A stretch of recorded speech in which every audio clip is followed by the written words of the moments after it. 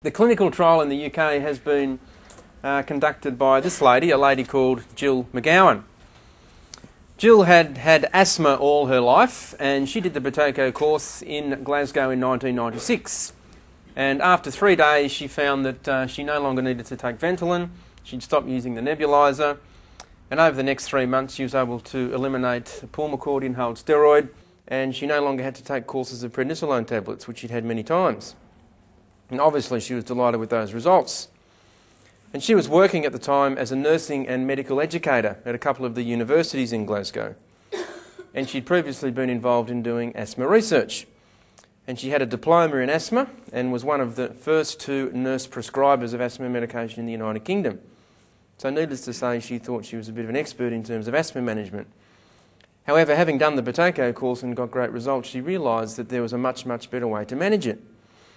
And what she thought she would do with her research background was to develop a protocol for a clinical trial and run the trial through the NHS, the National Health Service, to prove that the method works so it could be made available for everybody in the UK.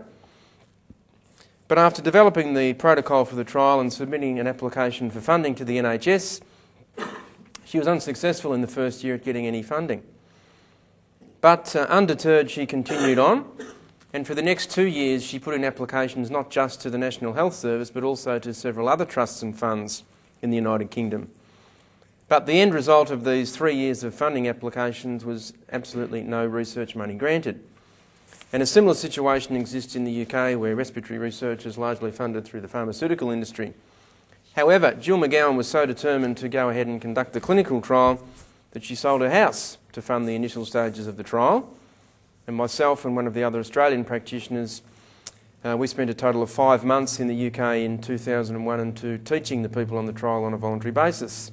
So that's how they were able to get such a big clinical trial happening in the United Kingdom. The results of that clinical trial, very similar to what I described to you for what happened in Brisbane, but the main difference was the reduction in the preventer medications was much higher. It was over 90%, whereas the Australian trial was only 49%. And the reason why it was so much higher in the Glasgow trial is because that was over a 2-year period rather than a 3-month period, and it takes time for the healing of the inflammation of the airways to occur. Jill presented the results of the trial to the British Thoracic Society at their winter conference on the 4th of December last year, and an abstract of those results was published in the Thorax Journal of Respiratory Medicine on the same date. And many good things have happened as a result of the trial. One is that Jill was nominated for and received a couple of major awards in the UK. The second one, the bigger one, being called the Pride of Britain Carer of the Year Award. And she was presented with that in March 2002, and that was telecast nationally in the UK. And the profile of the Buteyko method increased significantly as a result of that. Also around that time, the wife of the film actor Ewan McGregor, Ev McGregor, did the Buteyko course, got off her asthma drugs, greatly improved her sleeping, and it's really helped having a high-profile person like Ewan McGregor supporting the Buteyko method. And this headline here, Glasgow nurse to treat Twin Towers rescue workers.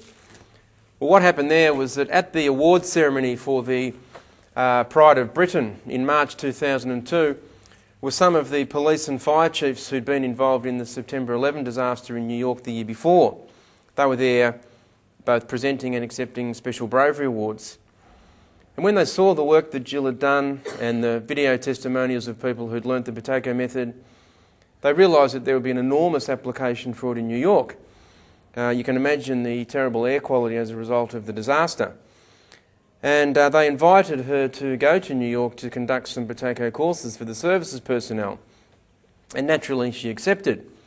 And it was initially supposed to be organised and funded through the British and American consulates. But unfortunately the red tape got in the way and the funding wasn't available and it looked like it wasn't going to go ahead. But luckily, when I was in the UK in September 2002 working on the clinical trial, Jill managed to make contact with one of the fire brigades in Glasgow, Strathclyde Fire Brigade, and she and I subsequently taught the Buteyko course to a shift of firefighters and several of their relatives who had sleeping disorders and asthma. Well, the results for the sleeping disorders and asthma were as good as they always are, but what the firefighters were noticing was that within 2 weeks of completing the Buteyko course, their breathing apparatus was lasting up to 3 times as long. And they also had significantly less inhalation of smoke and toxic fumes, and they found that their ability to recover after the strenuous activity of fighting fires was greatly enhanced.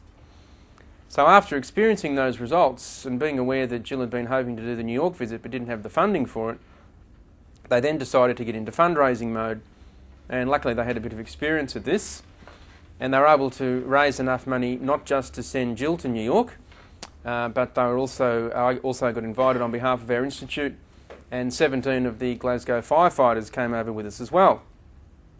The role of the firefighters was to explain to their colleagues in New York the benefits of learning Buteyko. It's one thing for you people to come along here today for an hour and a half, go away and try what we say, and then have an understanding as to how this can help your sleep disorders, your asthma, your nasal problems and so on. But to quickly explain to a seemingly fit and healthy firefighter that they should spend 5 sessions of 90 minutes over 5 days retraining their breathing and not only improve their health but also their work performance is not an easy thing to do. So because the Glasgow firefighters have been through that process, that was their role in New York.